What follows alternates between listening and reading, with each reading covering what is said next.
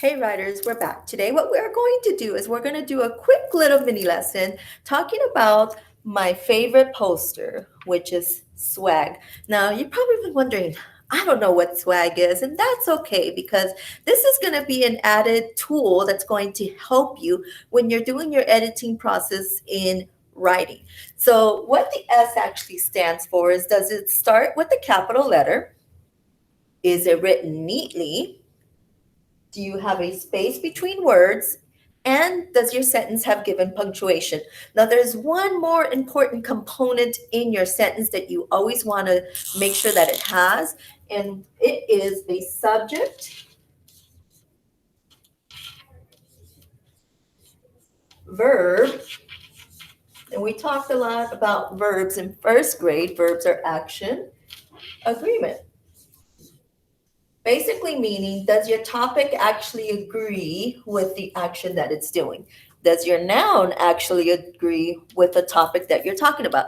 I'm going to do an example and show you how you can actually go back and use swag as well. So I'm going to say, okay, the dog chases the cat. Oop, that didn't look like a C. There it goes. Now it looks like a C. So if you put the dog chase, hold on. Let me erase that because then I don't have that. Chases the cat. Okay, so now I'm going to go back and check my sentence and see if I actually have these components, and also, more importantly, if it has a subject verb agreement. So if I go back and read it, and this says the dog chases the cat. Let me think about it. So what would be my subject? My subject would be the dog. So if I put an underline against here, I know, and a little S right there, I know that that is my subject because that is who I'm talking about.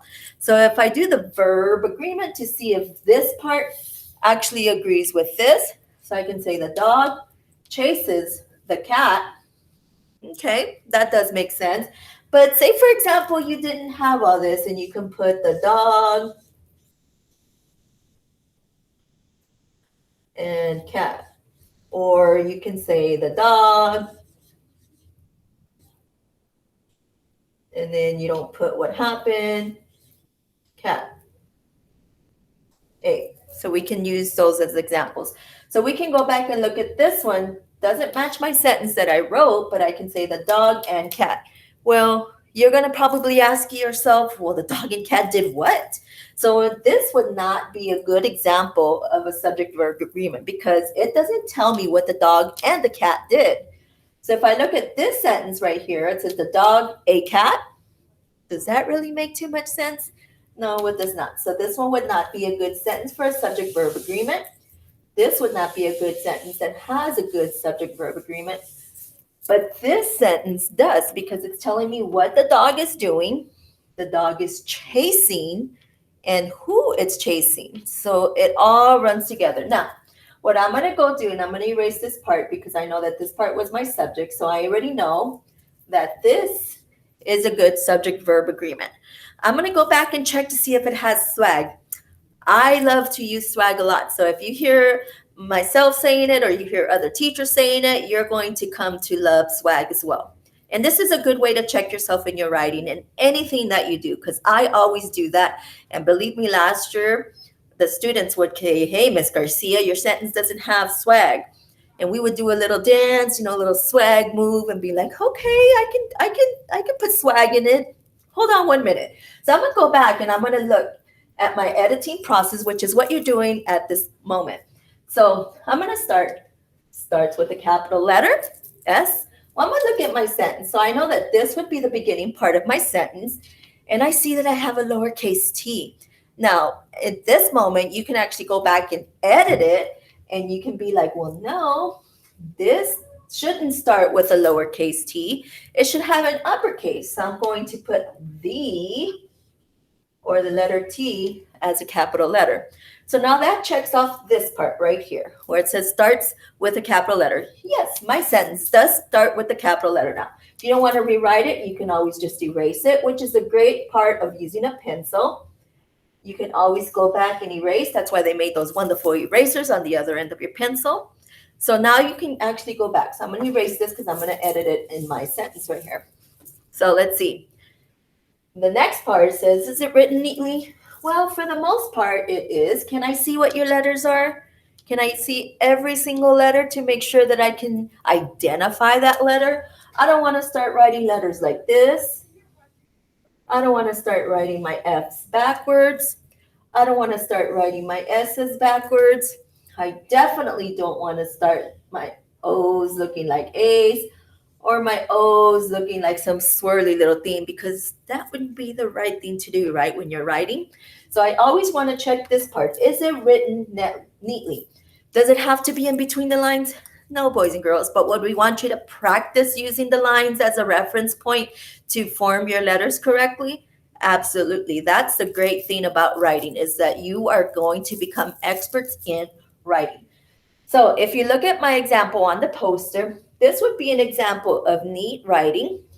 This would not be an example of neat writing. That means that my letters start going like this, or I start writing my letters big and some small. Now, if I write little teeny letters, that wouldn't necessarily mean that they're written neatly.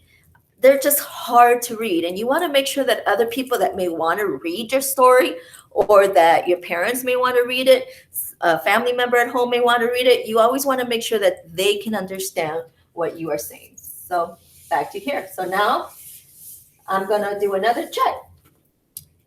Is my sentence written neatly? Well, for the most part, I think Mrs. Garcia did a pretty good job at that, right? Given that I have no lines on the board to use as a reference point, but my letters, you can make them out. My letters are pretty clear, so I'm going to put a little check on swag. So now I have the S, I have the W. My S can also mean my subject-verb agreement, which I checked in the beginning. Now, I'm going to check my letter A, add a space between my words. Now, what I mean by that, if you notice when I was writing this, my T was closer to my E, so I wasn't putting enough finger space. And I know in first grade, you actually learn to put a finger space between your words when you're writing. You also learn that in kinder. I know some kindergartners that have fantastic writing, and I know that at this point in second grade, you are expert writers. So I'm going to check to see if I have at least one finger space between my words, and my words don't actually look like this. And this is just an example.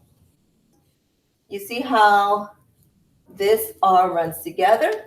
We definitely don't want to see that in our writing. That doesn't look like a D. Here it goes.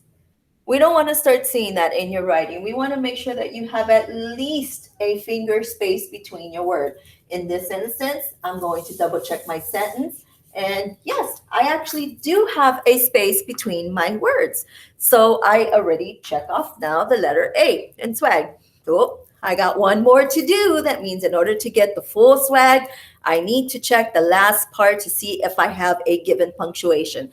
Now, given punctuation, remember right now we're using a period, an exclamation mark, or a question mark. So those are the three different types of punctuations that we are going to use so far. There may be more, but right now that's all we're going to focus on. So I'm going to look. Now, if you ask yourself, where does a punctuation actually go? I know it usually goes at the end of a sentence. So I want to look at the end of my sentence. Now, I also want to go back and think, okay, is this sentence asking a question? Is this a exclamation mark sentence? That means I'm yelling at somebody or I'm excited about something. So I'm going to read it three different ways, with a period, with a question mark, and with an exclamation mark. And then we're going to make the best decision to see what kind of given punctuation goes at the end. So let me start with the period. The dog chases the cat. Okay, sounds about right. So I can probably say to myself, yeah, a period would probably go there. But I'm going to check myself, because that's what good writers actually do. So I'm going to say the sentence in the form of a question. The dog chases a cat? Well, it's not really asking who is chasing the cat. So if I say which dog, is chasing the cat, then yes, I would put an exclamation question mark. But in this instance, it's not asking a question. Hey, let me read it with an exclamation point. The dog chases the cat. Okay, well, I don't really want to yell it. I don't want to say I'm too excited about it, even though it's kind of funny to see, and that would be really exciting to see. But in this sentence, it wouldn't really make sense. So the way that I read it the first time, where it says the dog chases the cat, would be perfect for a period. And now I have all my swag. I have a capital letter. My S also stands for subject verb agreement. It is written neatly. I have added a space between my words, and I have my given punctuation. So now you can do your little swag dance. Until next time, boys and girls, happy writing.